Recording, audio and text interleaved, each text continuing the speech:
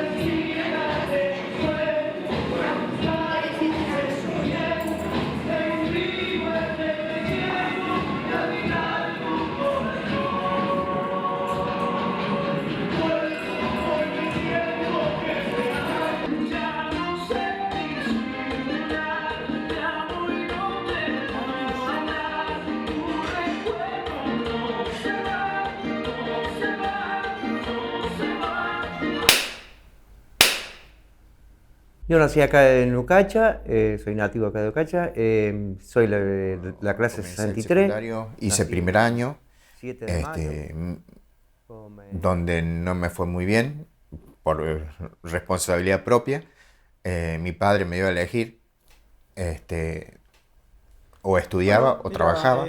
Siempre desde la primaria y en la secundaria siempre me gustó todo lo que era la parte física, ya sea fútbol, ya sea atletismo. Posteriormente ingresé a la Universidad Nacional de Córdoba, a la Facultad de Ciencias Médicas, donde el 25 de septiembre de 1979 me recibí como médico cirujano. Y fui 2 años secundario de Ucacha, primero A, primero B, y bueno, cuando no me gustaba, entonces acá había que hacer una sola cosa, estudiar o trabajar. Así que acá mi papá tenía otro camión y me subió arriba los camiones, tenía 16 años, 17. En toda esa época, lo más importante, además de hacer esas cosas y estudiar, pero lo más importante era jugar al fútbol. Yo era chico, mi padre me preguntaba qué iba a hacer vos cuando era grande. Iba a tener un galpón y un camión grande. El galpón para guardar el camión. Es siempre la idea que tenía. Antes no era como ahora, ¿cierto? Que tenés que ir a estudiar y que tenés las posibilidades. Antes no había posibilidad para estudiar y yo fui hasta tercer grado y bueno, después siempre con mi viejo en el campo, trabajando en el campo, con hacienda. De chico ya estábamos en el campo con los animales.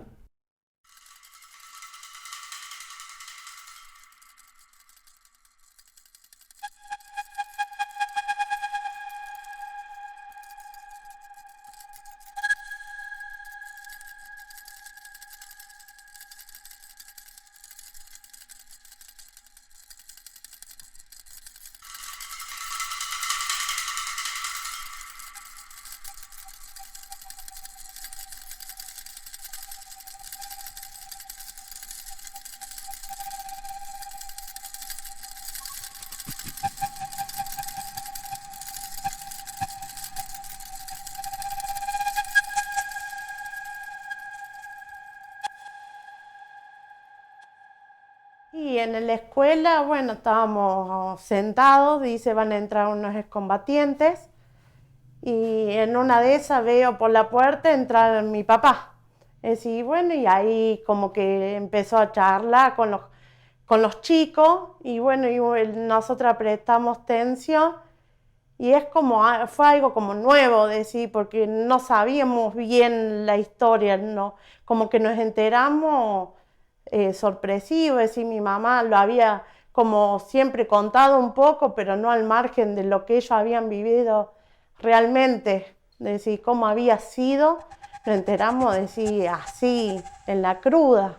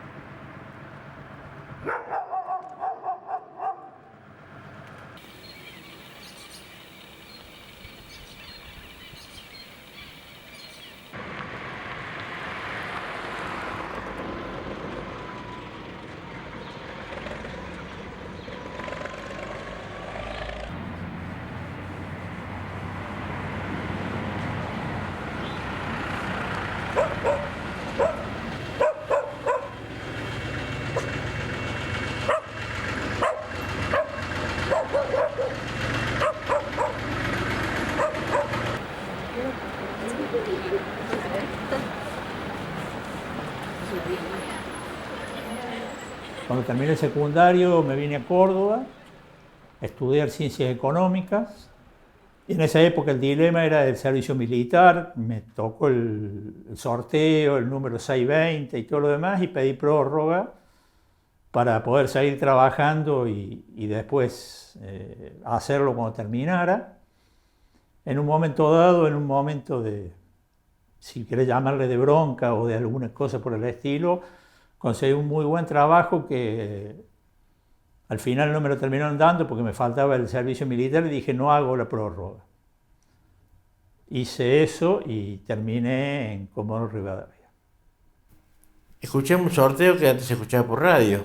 Había muy poca televisión, se escuchaba por radio el número de sorteo del ejército, que sorteaban por número de documento. Y me sale el 982, el 982, sale el número de sorteo. Yo me agarré una bronca porque imposible que me salve por ese número. Bueno, dice mi hermano siempre, me acuerdo siempre, dice jugarlo a la quinela, al 982. Y ese día, la bronca que tenía, voy a pasar por la quinela. No, ni me acordaba de la quinela. Al otro día paso frente a la agencia de quinelas, miro el número, el 982 arriba, en la cabeza. Ahí pues bien, en ese tiempo se pagaba bien, era muy buena plata. Ya tenía, empecé como la suerte de entrada nomás. A mí me tocó ir en tren hasta Córdoba. En Córdoba los bajaron ahí en la estación de tren, los cargaron arriba de los camiones unimodos del ejército. Bueno, contentos nosotros que íbamos a hacer la colima en La Calera, Córdoba, para todo pensando. Cuando íbamos llegando más bien, un letrero que decía grande del aeropuerto, allá dobló el camión, allá fuimos. Cuando lo bajan en el aeropuerto, lo iban bajando y le dijeron, bueno, ¿viene el avión aquel? Sí, bueno, caminando para arriba del avión. Y ahí fuimos subiendo el avión, digo, vamos a viajar en avión, la primera vez que yo andé en un avión, sin asiento en el avión, sin asiento, sentado, eran 400 soldados que íbamos al sur. Yo te digo al sur porque después, cuando bajó el avión, teníamos que estar en Comodoro Rivadavia. El avión sin asiento, íbamos sentados de a 5, uno sentado ahí, y luego las piernas, los otros metidos entre medio, hasta completar todo el avión. Y bueno, cuando bajamos como de Rivadavia, nosotros fuimos con remerita, que con pleno febrero acá calor. Cuando nos bajamos en Comodoro Rivadavia, un frío así. Bueno, de ahí, Comodoro Rivadavia, otra vez en colectivo. ¿A dónde vamos? Hicieron 150 kilómetros para el lado de la cordillera y llegamos a Sarmiento, Chubut. Tuvimos 20 días de instrucciones en Sarmiento, nos alitaron un poco.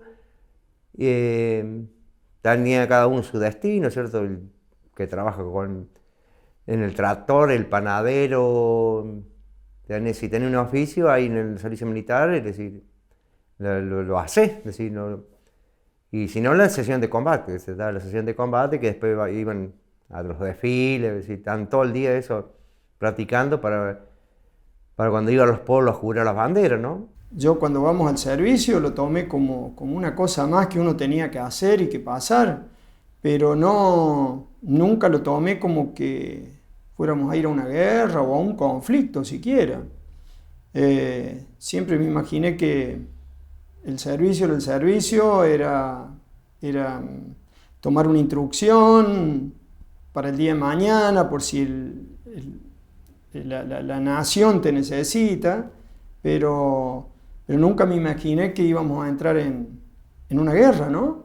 El primer shock fue cuando lo sortearon y dio número que le tocaba el servicio. Esa fue la primera angustia para mi familia, porque sabíamos que le tocaba. Y bueno, y a los 2 meses que le avisan que le tocaba en el regimiento de Chubut. Ya también otra mala noticia, porque se iba al sur, no le iba a tocar acá en Holberg o acá cerca en Río Cuarto o en Buenos Aires, por ejemplo, le tocaba en el sur. Sabíamos que era crudo en esa época los servicios militares en esos lugares inhóspitos donde pasaban frío. Esa, bueno, fue la segunda noticia, y la tercera el 2 de abril cuando se declara la guerra.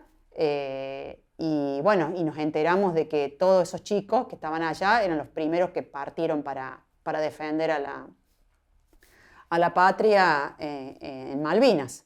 En general, en el servicio militar y más en guerra no hay capacidad de razonamiento. No hay capacidad de... Sos una cosa... Para eso está la instrucción, también te hacen la instrucción solamente para que vos obedezcas.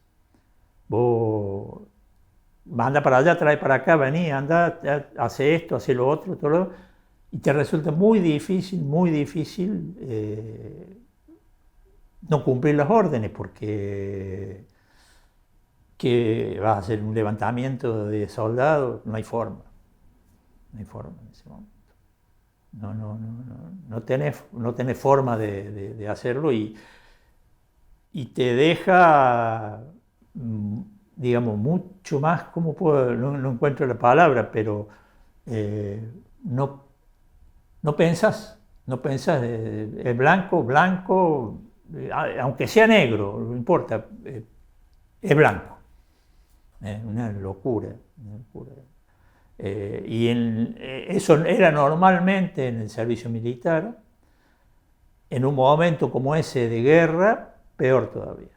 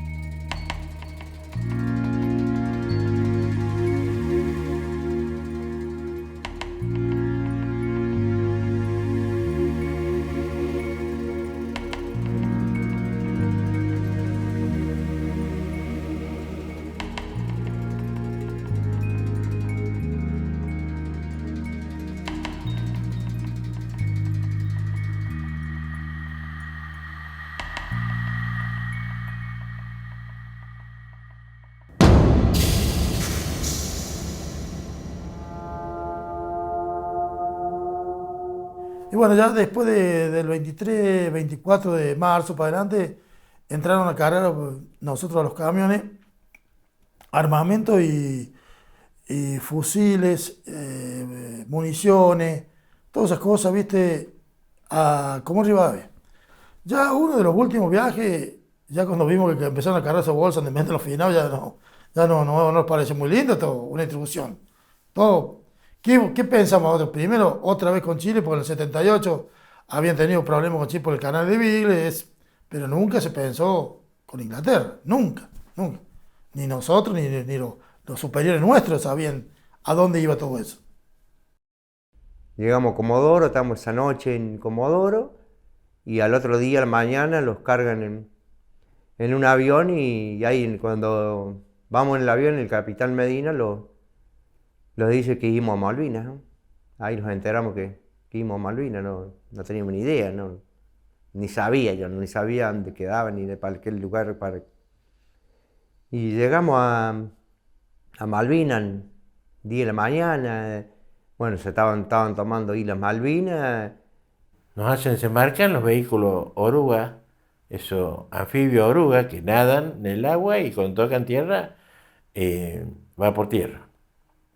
Más miedo tuvimos cuando dice que se paró, abre una puerta de atrás del vehículo y se tienen que desembarcar del vehículo. Y si no estaban tirando, o sea, mientras que sentíamos los silbidos de las balas, nosotros de adentro, y cómo hacíamos bajarnos si ellos no estaban tirando. Y bueno, así que bajamos como pudimos, gracias a Dios no hubo ni un herido, armaron los morteros, los morteristas armaron morteros, tiraron. Cuando tiraron, hicieron blanco en los 3 primeros tiros que tiraron.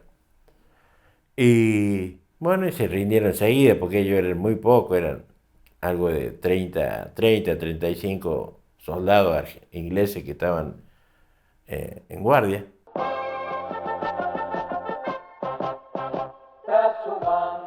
Transmite LRA1 Radio Nacional Buenos Aires, Argentina. Comunicado de la Junta Militar. Comunica al pueblo de la nación argentina que hoy la República, por intermedio de sus Fuerzas Armadas, mediante la concreción exitosa de una operación conjunta, ha recuperado las Islas Malvinas, Georgias y Sandwich del Sur para el patrimonio nacional.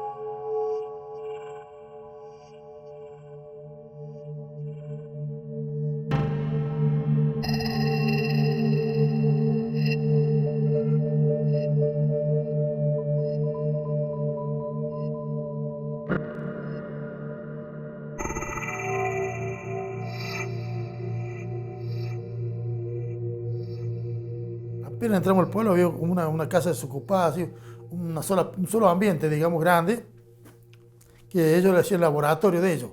Decía un letrero arriba, laboratorio, pero no sabíamos qué lo que era. Entonces ahí dormimos 2 noches, 3 noches, y ahí casualmente vimos nosotros los buzos térmicos que usaron los ingleses, que nosotros miramos qué es lo que era eso. Bueno, entonces ahí había un mayor que estaba con nosotros.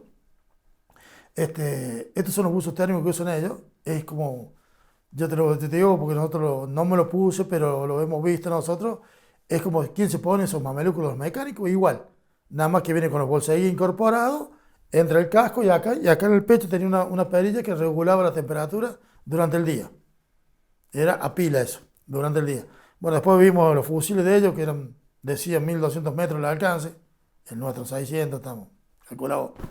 Los radares de bolsillo, que era como un teléfono que tenemos ahora nosotros, eso lo prendí y te marcaba si había gente adelante o animales, marcaba toda la distancia más o menos, en más o menos 1000 metros cuadrados. Eso es lo que hemos visto nosotros. Y ahí tuvimos 2 o 3 noches, me parece que dormimos ahí, hasta que hicimos los pozos zorros en la posición que estamos nosotros. Una vez que hicimos los pozos zorros, ya fuimos a hacer guardia a los pozos zorros. Ahí tuve el resto hasta que terminó. Es muy poca la tierra que hay ahí, es todo piedra. Entonces se hace difícil cavar un pozo y se hace largo. No es fácil. Y más no teniendo un pico.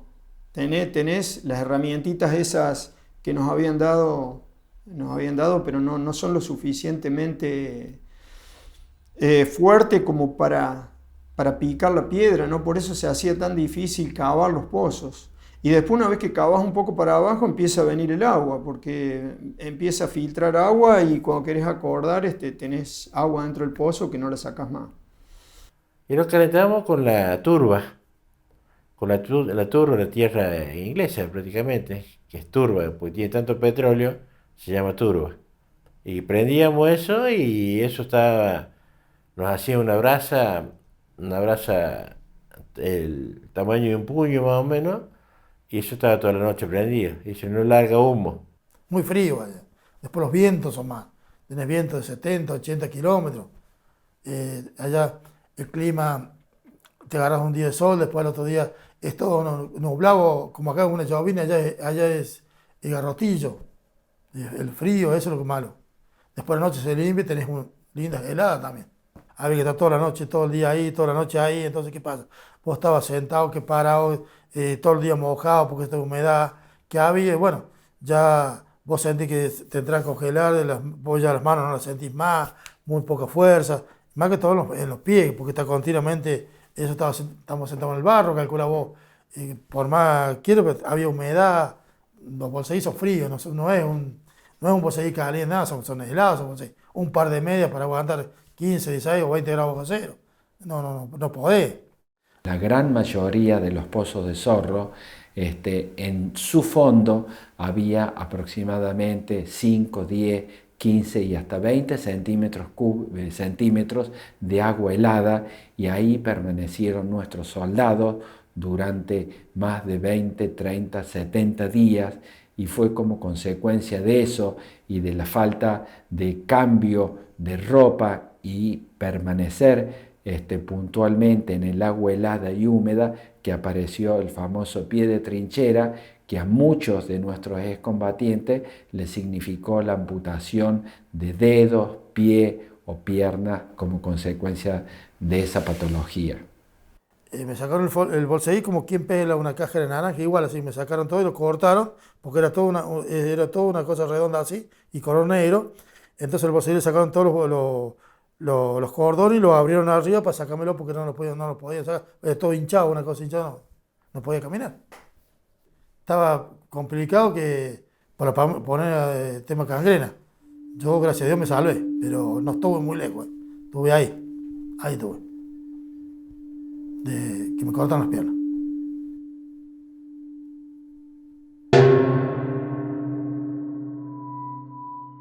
Como primera medida queremos que todo se solucione en paz, pero si hay que pelear por la Malvinas, estén seguros que vamos a pelear. Si hay que entrar en combate, vamos a entrar. Y estamos aquí para defender la patria.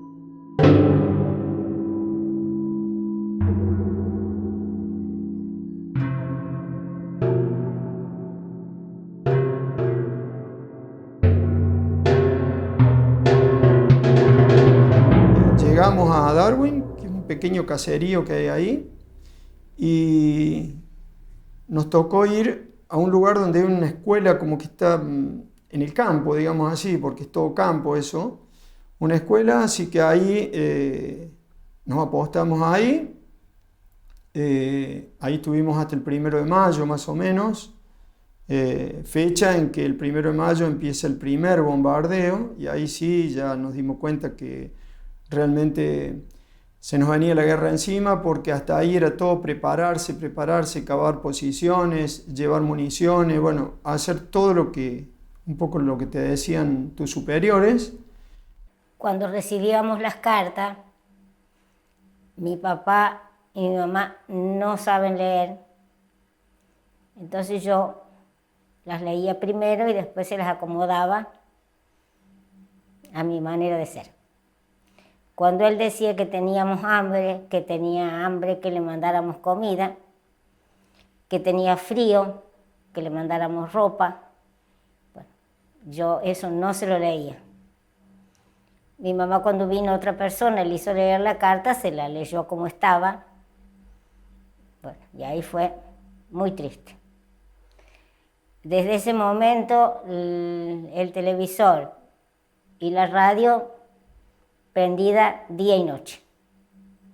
Justamente el 1 de mayo, antes de que suena la sirena y que nos empiezan a bombardear, me llega una bolsa de acá en mi casa, una bolsa, una encomienda. ¿Sabes lo que era recibir una encomienda? Nada. Así que, chocolate, ni me acuerdo exactamente todo lo que tenía, pero era una bolsa. Así que bueno, tenías que compartir también con tu compañero, por supuesto. Pero vos sabés la alegría. Oh, no, era una cosa. Inclusive me mandaron un cassette que lo pude escuchar con los saludos que me mandaban de acá de Ucacha. Así, allá lo escuché. Cassette, mirá lo que le llevo a decir esto a un chico ahora, me dice que lo que un cassette. Así que lindo eso. Y después se vino todo el desastre y ahí se dio vuelta la cosa, ¿no? Es más, ya de ahí en más prácticamente no llegaron más encomiendas, no llegó más nada, ni cartas, ¿viste? Así que el bloqueo fue bastante fuerte después del 1 de mayo, por lo tanto se hizo muy difícil que siguieran llegando cosas.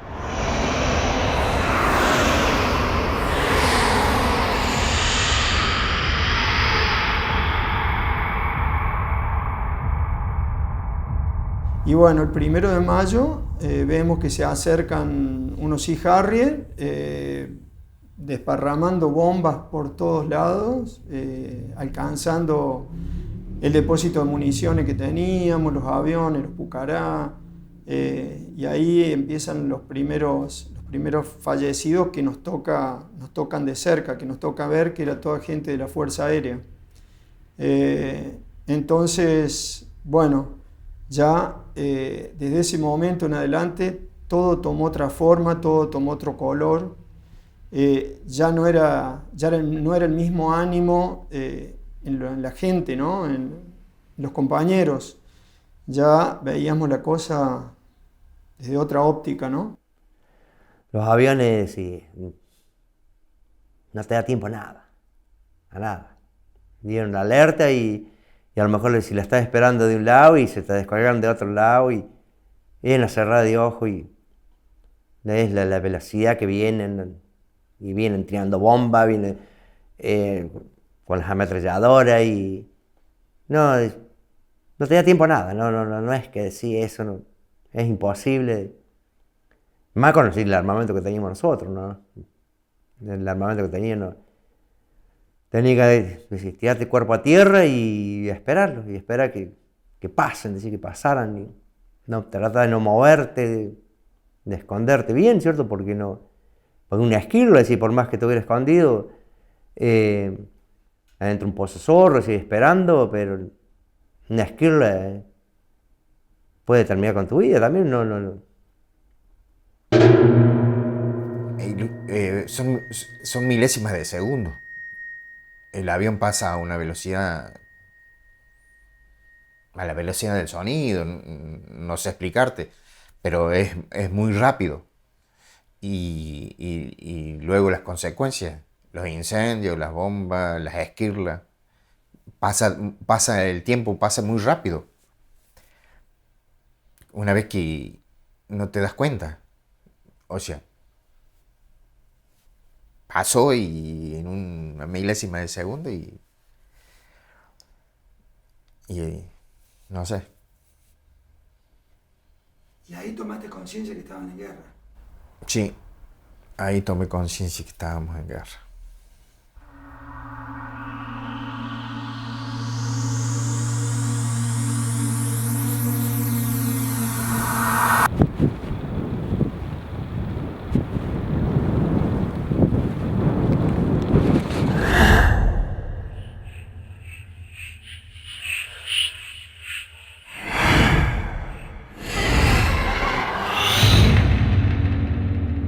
Una vez que tuvimos la posibilidad de atender a todos los soldados, hacer la clasificación correspondiente y evacuar nuestros combatientes en mal herido, nos tuvimos que también abocar a la tarea de los muertos en el combate.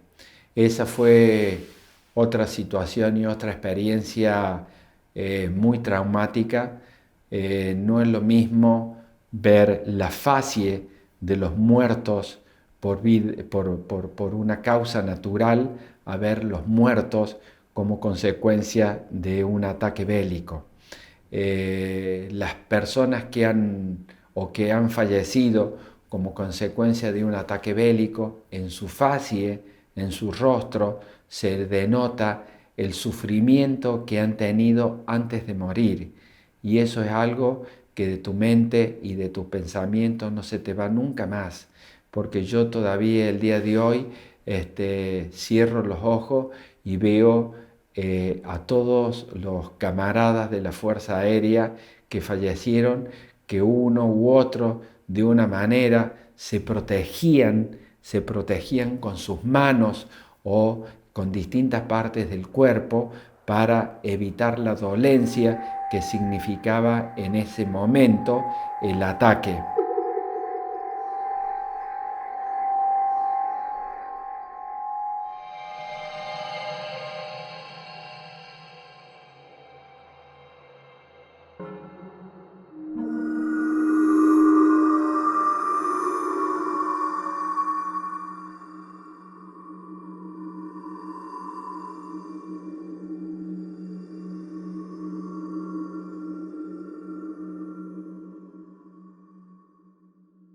Todas las noches, a las 8 de la noche, se sentaban mi mamá en la punta de la mesa y mi papá hacia un costado y teníamos el televisor blanco y negro y ellos lloraban mientras miraban las noticias.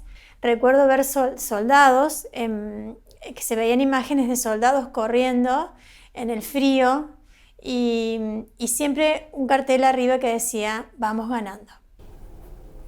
¿Y cómo se dieron cuenta que eran ustedes los de la tapa de la revista? Porque uno de los chicos, el que tiene la bazooka, se reconoció mirando la revista un par de días después que había salido, y ahí empezamos a encontrarnos cada uno de nosotros, de lo poco que sabíamos, pero éramos nosotros, porque habíamos todos juntos haciendo ese ejercicio en Comodoro Rivadavia.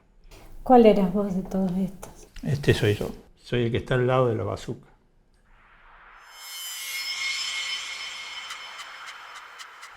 Una mañana nos separan un grupo que éramos lo más grande de cuerpo, digamos, los más fornidos, si querés llamarle. Y nos sorprende porque nos dan a todos ropa nueva.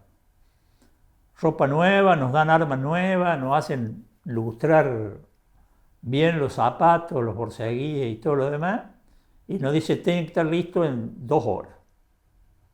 Y no sabíamos para qué.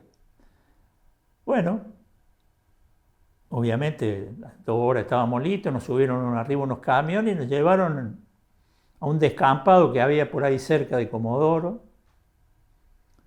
Y nosotros nos llamó la atención porque no eran de hacer movimientos militares en plena guerra y eso. Pero de golpe empezaron a correr para acá, a tirar bombas de humo, a tirar esto, aquello, y había una legión de fotógrafos y camarógrafos sacando fotos. Nunca supimos, nunca nos dijeron, y obviamente ni preguntamos para qué eran las fotos, calculamos que eran material periodístico para hacer una cosa, para hacer notas, para rellenar y eso, o para hacer algo, para mostrar algo a alguien, no sabíamos. Y más o menos la revista Gente, que sale la tapa el 6 de mayo, el 9 o el 10 de mayo, uno de los chicos, de los compañeros míos que estaba ahí, tiene acceso a la revista y mirándola se entra a dar cuenta que era él el que estaba en la tapa porque él que tenía la bazuca en la mano. Digamos, se notaba mucho porque era mucho, y bueno, en función de eso nos entramos a recordar cómo estábamos en ese momento y nos fuimos reconociendo de a uno. Y la verdad que si en un primer momento lo tomamos como un chiste o como algo, no quiero decir jocoso porque no hay nada jocoso, pero decir, mirá, salimos a la tapa y todo lo demás, después te vas dando cuenta que te estaban mintiendo desde el primer momento. O sea que ustedes no estaban en este momento en Malvinas. No, para nada. Esto fue una puesta en escena al solo efecto de sacar fotos y filmar cosas para las revistas y los diarios. Nunca le di, cuando digo importancia o no me cayó tan mal, hasta hace 10 años que fui al Museo de Malvinas o menos, que está en la ESMA, y de golpe di vuelta por un local y estaba la tapa ampliada. La verdad que me quebró eso porque es como sentir que sos parte de una mentira. La verdad que me dolió. No me dolió, pero ahí sentí el dolor profundo de decir, estos tipos no están usando.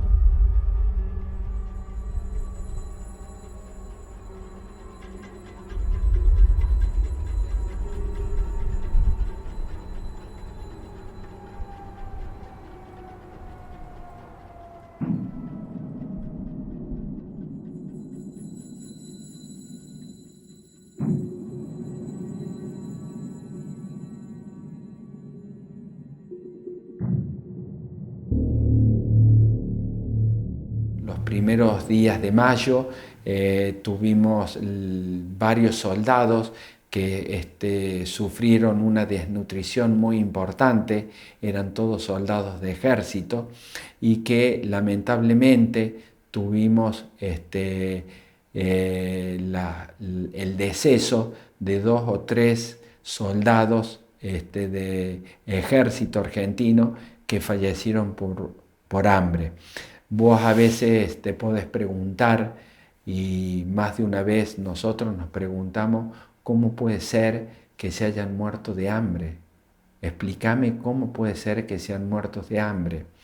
Resulta ser que el terreno a donde estaba desplegado todo el personal de ejército de argentino, había zonas a las cuales lamentablemente la comida no podía llegar, por lo que yo describí anteriormente, no había caminos o había zonas donde estaban minados, entonces le era difícil e inaccesible el llegar con los distintos alimentos a esa zona.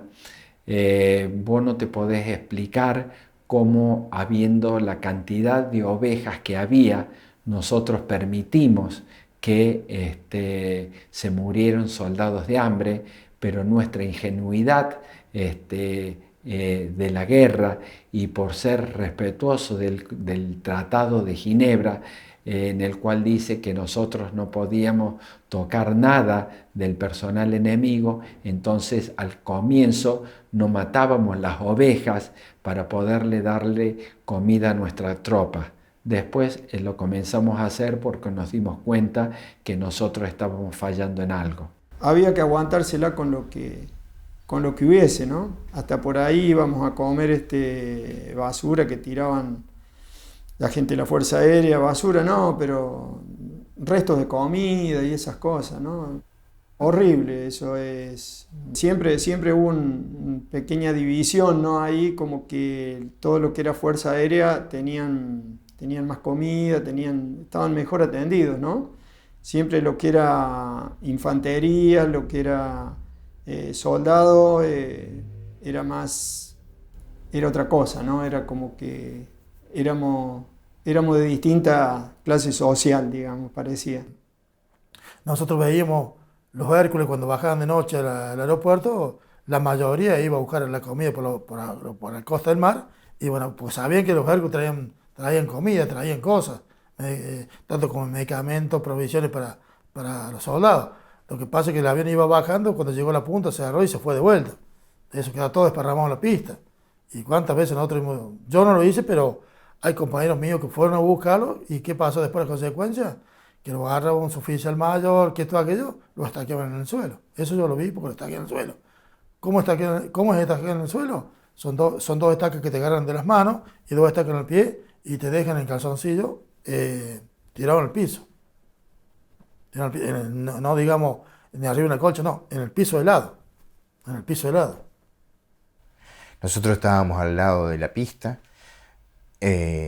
Diariamente llegaban aviones Hércules con municiones, mercadería, comida, vehículos. Por lo general llegaban de noche. Increíble la aviación. Aterrizar en plena oscuridad. Una anécdota que ahí nosotros nos mezclábamos con Fuerza Aérea, era la encargada de todo eso. Nosotros nos mezclábamos para sacar algunas cajas de comida. Y digamos que la robamos.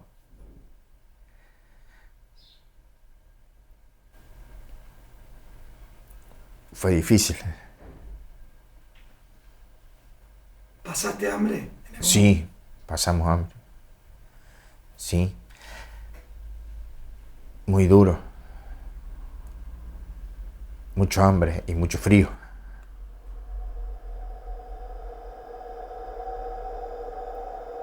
¿Cómo es el hambre? El hambre. Es terrible el hambre. No sé describírtelo.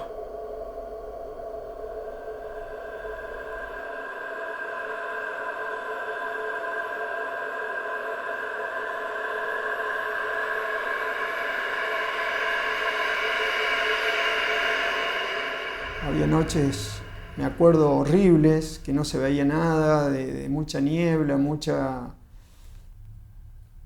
muy poca visibilidad, ¿no? Y te apostaban y a lo mejor a los 100, 200 metros tenía otro compañero tuyo apostado al cual ni podías hablar ni nada, te quedabas solito ahí con el silbido del viento y con la poca visibilidad.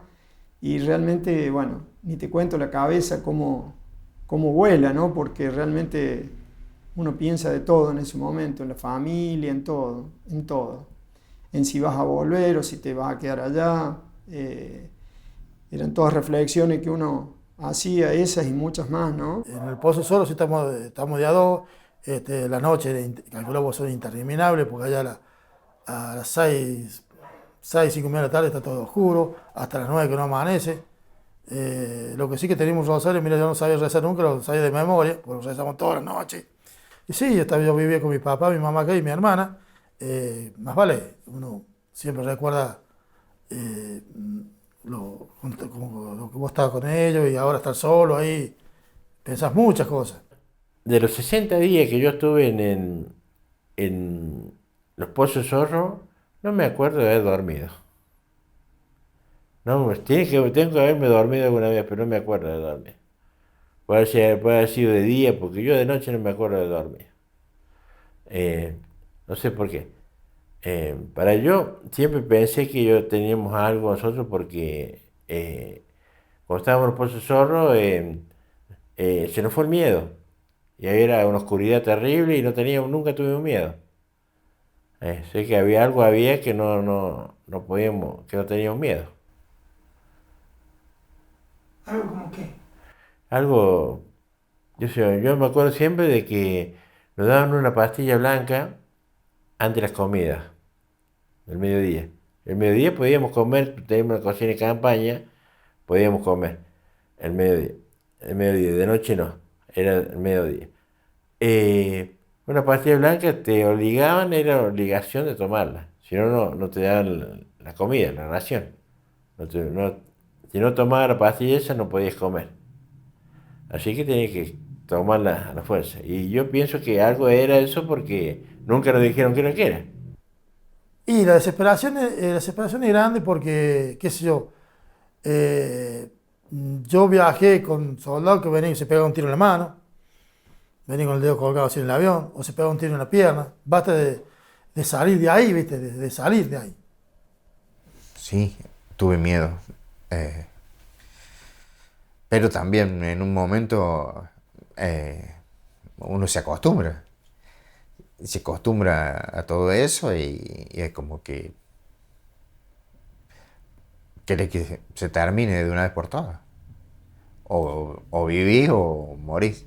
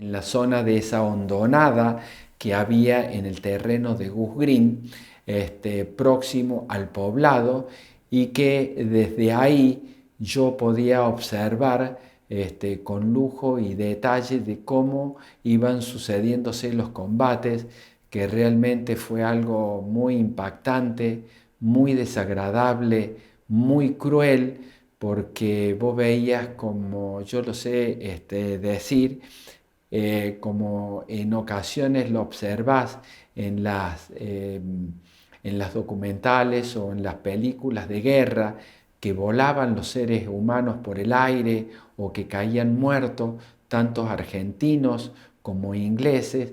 Eso es lo que ocurría en ese terreno.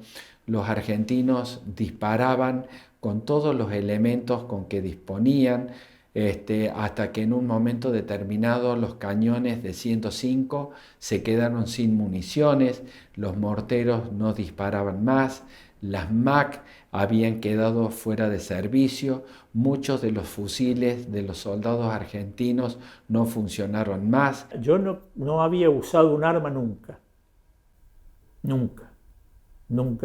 pero ni siquiera los aire comprimidos del 4,5 para cazar paloma, que era muy común en los pueblos, nada. Y la verdad que siempre le tuve aversiones, más. Fue esa vez y las que usé ahí, aprendí a manejar el FAL. Y el problema es que uno después lo pensás y todo lo demás, pero si te toca, vos tenés que tirar. ¿Qué vas a hacer? Pregunta es, digamos, vos tenés un montón de principios y todo lo demás, pero viene un inglés que es él o vos, que te vas a quedar mostrándole el decreto de que vos... Y no sé si tiraba, ¿a qué le iba a pegar? Porque no sé si, nunca supe si tenía puntería, no sé si me explico, si iba a acertar o no le iba a acertar, nunca lo sabes a eso. Pero bueno, el temor, el miedo, en la construcción de un enemigo que te dice que va a venir y te va a ahorcar, o ¿te acordás que hablaban de los burkas y todo lo demás? Hacen que no sea, digamos, que una decisión que no tenés mucho margen para decir, no, yo no tiro, yo me voy atrás y no tiro. No existe eso, no existe. Cuando llegó el momento de enfrentarnos realmente a los ingleses, tiro a tiro, como nos pasó, en ese momento tal vez no sentís miedo. Vos buscas de defenderte y buscas de salvar tu vida. Pero después que pasa todo, es una cosa que temblas de miedo, porque es así, sin saber qué fue de la vida de tus compañeros, del que estuviste todos 2 meses juntos, del amigo de todos los días, ¿no? Sin saber si estaban vivos, qué había pasado, porque nosotros sabíamos lo que había pasado en nuestro pozo, pero 20 metros más allá no sabíamos qué había pasado. Por ahí, por las radios, nos íbamos enterando, lo hirieron al teniente, le pegaron otro tiro y lo mataron al teniente. Bueno, tomó la posición del teniente, uno de los chicos, que ya estaba todo, por supuesto, ya estaba todo coordinado eso. El chico que toma la posta del teniente, lo matan también. Así que era todo escuchar por ahí algunas conversaciones que había por radios, nos llegaban noticias feas a los pozos. Así que después que nos entregamos no sabíamos qué había sido de la vida del resto de los compañeros, ¿no? Y bueno, después una vez que nos toman y ahí nos empezamos a ver que tenía uno, que tenía el otro, esquirlas en la cabeza, alguno. Bueno, todo lo que aparece después de la guerra, ¿no?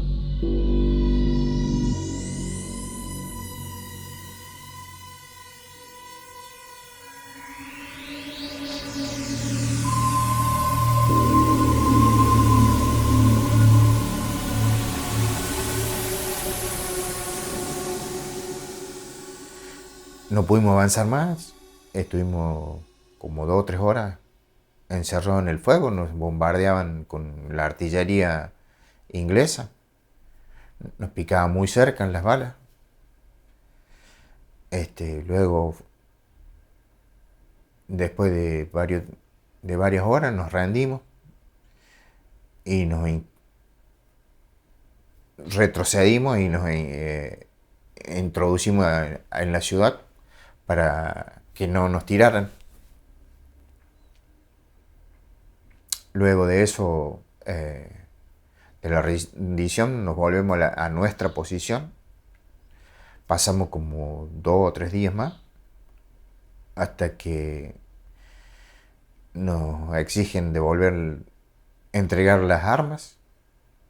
Nos hacen tirar boca abajo y ahí nos revisan, nos sacan todo lo que teníamos, todas las pertenencias que llevábamos encima, nos sacan todo. Después de todo eso, después que pasaron algunas horas, que empezaron a atender a los que estaban, a los heridos y todo esto, nos toca empezar a improvisar cómo llevar hasta un lugar a los que estaban heridos, ¿no? Así que improvisamos unas camillas con unas chapas que había en ese lugar y los llevábamos. Es más, tuvimos que pasar una noche con los heridos y al aire libre, y donde habían la turba allá, cuando caían las bombas, quedaba prendido fuego por mucho tiempo, ¿no? La tierra, parece que la tierra prendiera fuego. Entonces los compañeros que llevábamos en las camillas, los poníamos arriba del fuego, cuando empezaban como a quemarse, los sacábamos a través del fuego, o sea, la chapa los calentaba, ¿no? Al estar inmóvil y encima herido y encima, bueno, ese mal momento de todo eso, también los chicos sentían frío, sentían de todo, calculo yo, nuestros compañeros heridos, ¿no? Y uno de ellos casualmente en esa noche falleció, a pesar de que le habían puesto suero, a pesar de que le habían dado los primeros auxilios los ingleses, falleció. También todas cosas que uno no estaba acostumbrado ni estaba preparado para vivirlas, ¿no? Porque esa es la justa. Uno no estaba preparado, me parece, para vivir eso, esas cosas tan fuertes, ver un compañero muerto, ver todo lo que pasó, ¿no? Comenzó a realizarse la capitulación de todo el personal destinado en Gusgrín, los cuales concurrieron al lugar donde estaba la pista, donde se procedió a la entrega del armamento que cada uno disponía. Un suboficial de la Fuerza Aérea Argentina le pidió permiso de que los autorizara a cantar el himno nacional argentino. Como consecuencia de eso, y estando en una condición de prisionero, el jefe argentino le pidió la autorización correspondiente al jefe inglés, al mayor Keble, el cual accedió. Entonces, en un momento muy emotivo, todos los argentinos, con un alto honor y con un consentimiento de haber sabido que defendieron nuestro territorio con uñas y dientes, y la prueba está, los muertos que quedaron en las islas cantaron las estrofas de nuestro himno.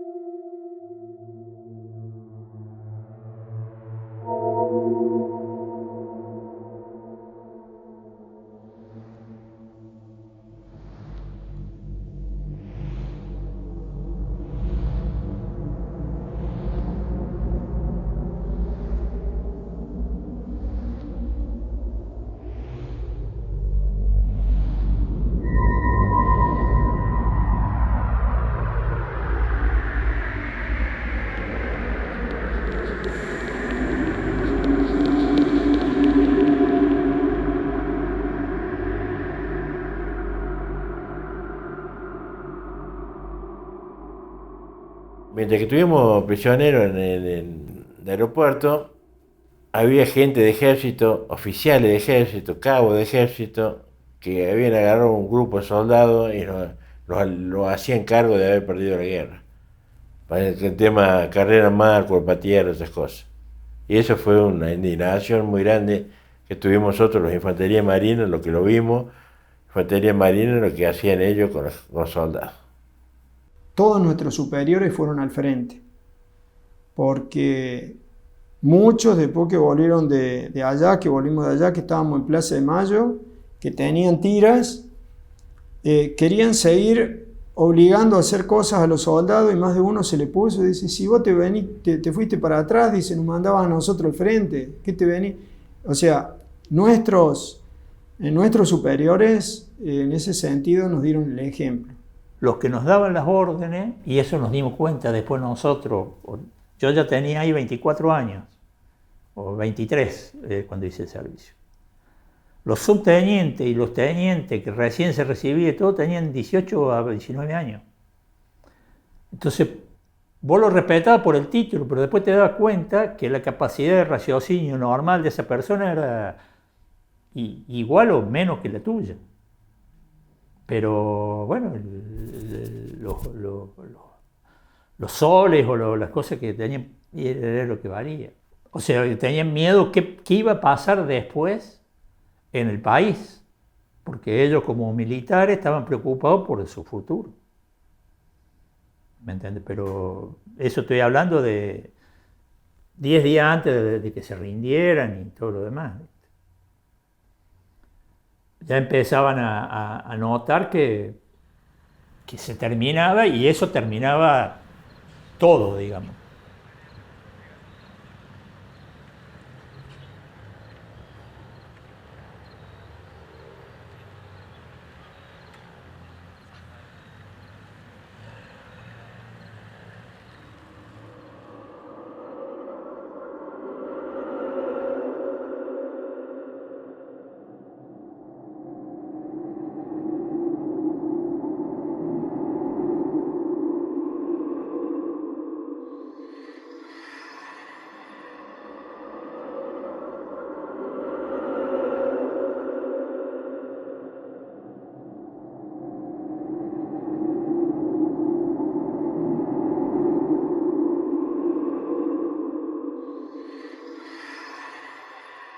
Rubén, cuando volvió, una de las cosas que me contó y se le llenaron los ojos de lágrimas es que él no podía, estaba allá y no podía recordar el rostro de Fabián. Dice que eso lo desesperaba un montón, el hecho de no poder recordar cómo era su hijo.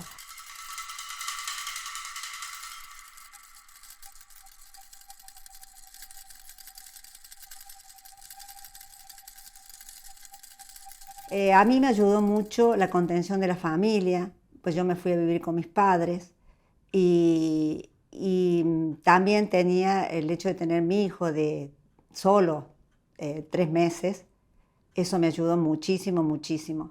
Apenas arribamos, lo primero que hicieron fue cortarnos el cabello, cambiarnos la ropa, que hacía 70 días teníamos la misma ropa. Teníamos un comedor servido para nosotros siempre, prácticamente estábamos como en engorde. Las ganas de comer era una cosa que comíamos 4 veces al día, te puedo decir, y no nos bastaba eso, sino que nos llevábamos algún pedazo de pan en los bolsillos, como si estuviéramos desesperados, y ya había terminado todo, y ya había pasado todo, y mientras tanto, eso ¿no? de que le falte la comida a uno, cómo te marca, una cosa de fulero. Tuvimos mucho tiempo multados que no podíamos hablar con nadie, que no te dejaban, no es como ahora que voy a hablar. Tuvimos mucho tiempo en las épocas, estaban los militares, todavía no te dejaban hablar como hablas ahora. Tuvimos como una presión de decir, fíjense en lo que van a hablar. ¿Te das cuenta? En Ucacha pensaban que yo estaba muerto, porque no tenían noticias mías.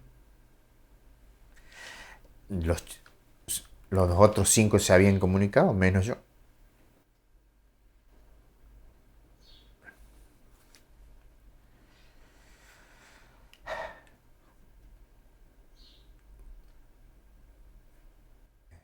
El reencuentro fue inexplicable. Mi mamá muy emocionada. Mi mamá, mi hermana, mi padre. Hermoso fue el encuentro. Tuvimos visita todo el día. Nos visitaba toda la población. Durante todo el día tuvimos gente recibiendo visitas. Al principio, me acuerdo que cuando llegué, yo no le quería contar a nadie. Ni se me ocurría ir a una escuela a contar a los chicos o que los chicos me preguntaran. Es como que no me sentía ni en condiciones ni quería. No hablábamos del tema al principio. Fue muy emotivo después de 20 años, capaz, en conversaciones con mi padre, mi madre, mi hermana. Increíble que ellos contaban sus anécdotas y lloraban después de 20 años. Lloraban por la situación. Nadie vivimos la misma guerra, ¿cierto? Y a lo mejor yo soy uno de esos, ¿no? No hablo mucho y me preguntan y me hace bien, ¿no? Me hace bien porque quiero también que ustedes conozcan mi guerra. Yo desde que tengo uso de razón, que me acuerde, el papi tiene recuerdos de la guerra, tiene muchos recuerdos. Uno ve que, bueno, a lo mejor cuando usted está por llegar el 2 de abril, bueno, empieza como a hablar un poco más, o cuando estamos en reuniones familiares como que él se desahoga mucho, pero el recuerdo más patente que tengo y que cada vez que venían familiares o amigos, o cuando incluso me puse de novia, son los gritos que tiene a la noche mi papá. Y bueno, uno cuando es chico le pregunta tanto a mi mamá como a mi papá que por qué pasaba eso, porque al principio cuando uno es chico no entiende. Y bueno, es como que él dice que él en esos sueños que grita, es como a la noche del sueño que estuvo en Malvinas. La guerra, es decir, la tengo en mi mente cuando duermo a la noche. Es decir, no es que se me fue Malvina a mí, la sigo teniendo. Cuando tenía mi señora, desgraciadamente no la tengo. Ella me apoyaba mucho, ¿no? Me apoyaba mucho en lo que es Malvina, ¿no? Me hizo olvidar bastante, porque gritaba, decía a la noche, la desesperación, el miedo que tuve en Malvina. Y eso me quedó y desgraciadamente no la tengo a ella. Pero Malvina es duro, la guerra es duro. El sufrimiento, el frío, el miedo, más de todo, el miedo, porque todos tuvimos miedo. Sí, pero hay algo que no lo voy a contar nunca. Hay algo que quedó dentro nuestro que no. Y yo he hablado con compañeros que tengo acá en el pueblo de Etruria, compañeros que no quieren contar todo tampoco. No quieren, hay cosas que quedan en secreto para. Pienso, ojalá que salga algún día. Que pueda salir algún día. No lo puedo decir. No lo podemos decir porque no sale de adentro. Está en nuestra memoria, está como encapsulado. No puede salir de ahí. Así que, no sé, por miedo, no sé la verdad. No sé por qué lo vamos a decir. He llorado, he hecho de todo, pero no sale. Yo pienso que algún día se va a alargar, vamos a alargar del todo y va a salir esa parte. Así.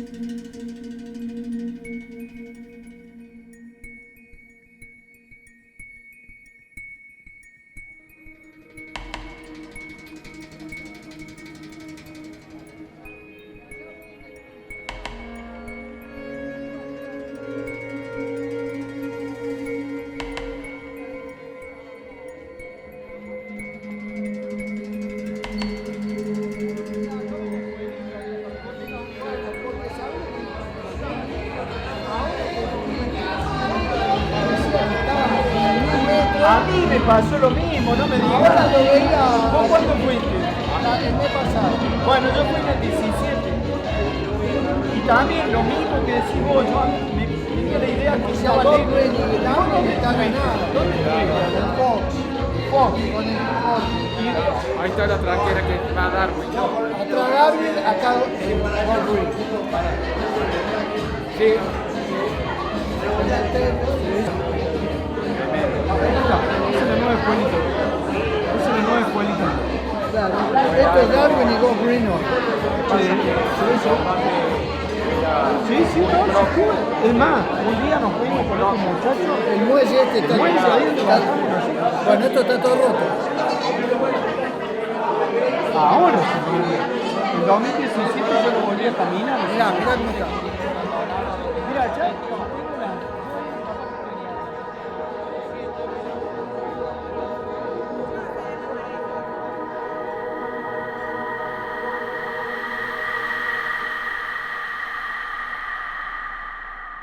Los 12.000, 13.000 combatientes que hubo en las Islas Malvinas, el 65 al 70% fueron todos soldados. Soldados provenientes de Santiago, de Tucumán, de Catamarca, de La Rioja, de Salta, había de Córdoba, había de Rosario, de La Pampa, pero la gran mayoría era gente humilde que venía de zonas del monte, de rancho, donde no tenían trabajo, donde no tenían una obra social, donde no tenían quien los contuviera a la vuelta de esto, y tenían que padecer ese sufrimiento de la guerra, más las dolencias físicas que podían haber sufrido durante cada uno de los combates vividos. En el 82 estuve en la guerra, en el 82 entré al banco. Así que esa posibilidad que me dieron, la verdad que fue bárbaro, porque tener la cabeza ocupada en tu trabajo, más la contención de tu casa, más si vos haces actividades físicas y todo eso ayuda, todo ayuda, todo ayuda para ese momento, para que vos puedas volver a salir, ¿no? Como quien dice. Y de ahí yo creo que la poca contención que tuvieron muchos compañeros los llevó a que hoy tengamos más muertos por suicidio que los chicos que murieron allá en la guerra. Date una idea de lo fuerte que es la situación después que venís de allá, ¿no? No es solamente haber vivido allá y haber vuelto con vida, sino después el post, ¿no? Fue muy clave eso, para que los chicos salieran, para que los chicos pudieran, los chicos, yo digo, los muchachos de ese momento, con 18, 19 años, ¿no? Me cambió la vida, me cambió el humor, el genio. Soy feliz con mi familia, ¿no? Pero capaz que nos hicimos hombres de un día para otro.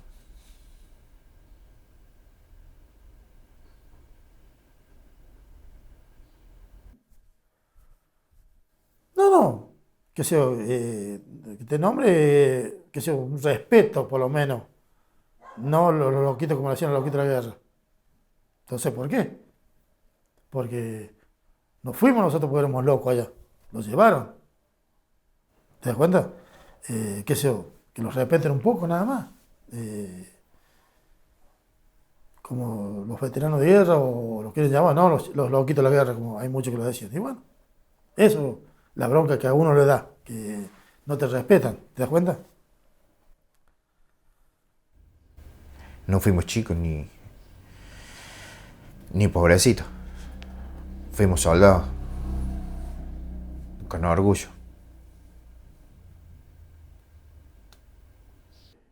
Los héroes son los chicos que dieron la vida, que quedaron en Malvinas. Esos son los héroes y me saco la gorra.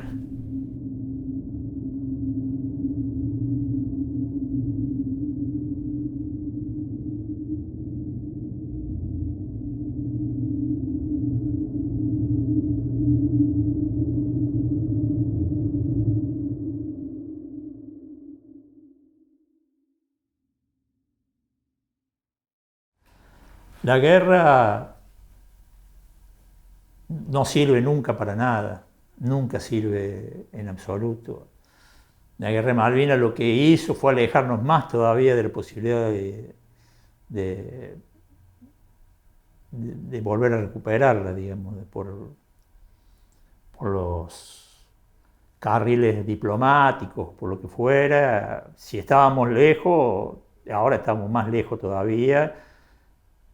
¿Por qué? Porque le han puesto, se ha convertido en una base militar, cosa que antes no lo es. Por eso, hay varias cosas que parecen contrasentido. La guerra no sirve para nada, pero uno siente orgullo de haber defendido la patria.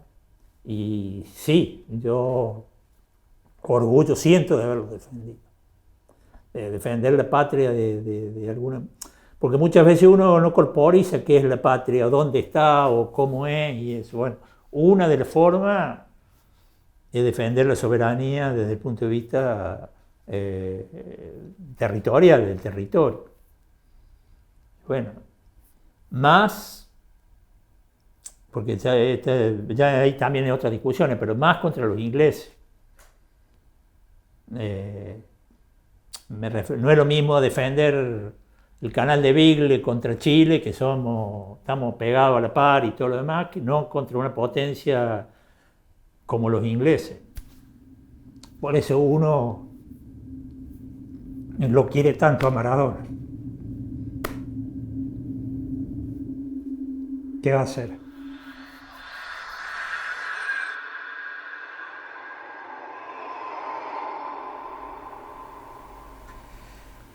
Yo tuve la posibilidad de volver, pero no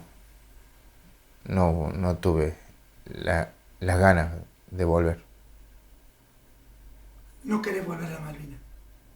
¿O sí? Yo solo no. Si fuese que pudiera llevar a alguno de mis hijos o mi señora, sí, para explicarle dónde estuve, mi posición. Pero a mí solo no me sirve. La verdad que me sirvió mucho, y me sirvió también para cerrar algunas cosas. También una noche, digo, vamos a salir una noche del hotel porque allá no hay nada, por supuesto, y si salís por ahí no te quieren mucho, te ubican enseguida y es para problemas, ¿no? Así que salimos con buenas camperas, con bien comido, todo, y cómo se siente el frío. Yo digo, ¿cómo aguantamos tantos días al aire? Mira, fui ahora, tal vez ya fui de viejo, ¿no? Pero digo, ¿cómo soportamos todo eso? Debe haber sido los 18 años que nos hacían hacer todas estas cosas y sufrirlas, pero a lo mejor poderlas llevar adelante. Yo me parece que si fuera ahora sería imposible soportar el frío ese, ¿no? Sí, tuviera la posibilidad, vuelvo.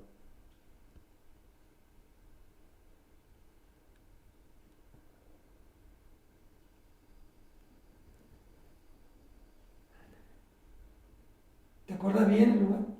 Sí. Yo digo siempre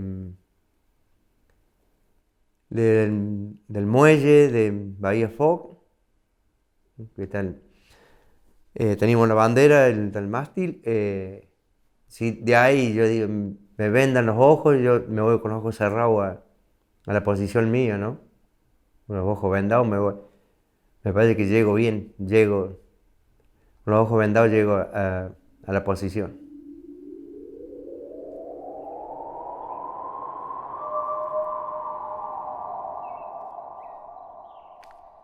Este pequeño frasco de vidrio contiene un puñado de tierra. Un puñado de tierra de las Islas Malvinas.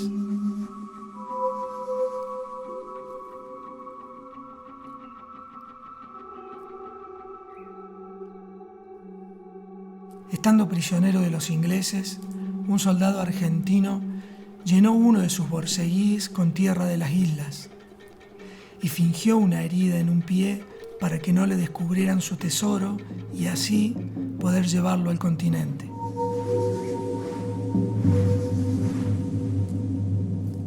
Mientras juntaba la tierra, este soldado se decía a sí mismo que conservar este tesoro era una forma de quedarse en las islas y desde allí resistir hasta la recuperación definitiva de las Islas Malvinas.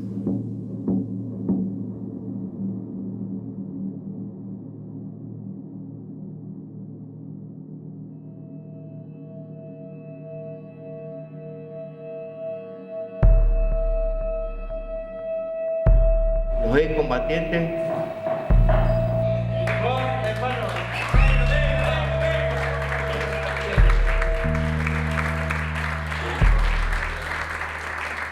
se lo presento, son todos excombatientes, compañeros. Nos invitamos también a los locales, al doctor Osvaldo, por favor también.